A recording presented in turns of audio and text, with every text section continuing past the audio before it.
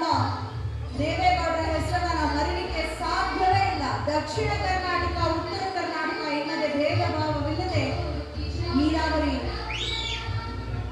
ನೀಡಿದಂಥವರು, ನೀರಾವರಿ ಸೌಲಭ್ಯ ಕಲ್ಪಿಸಿಕೊಟ್ಟಂತಹ ದೇವೇಗೌಡರ ಒಂದು ಕೊಡುಗೆ ಕೂಡ ಕರುನಾಡಿಗೆ ಅಜರಾಮರವಾಗಿ ಉಳಿದಿದೆ. ಹಾಗಾಗಿ ಜಾತ್ಯತೀತವಾಗಿ ಒಳ್ಳೆಯದಾಗ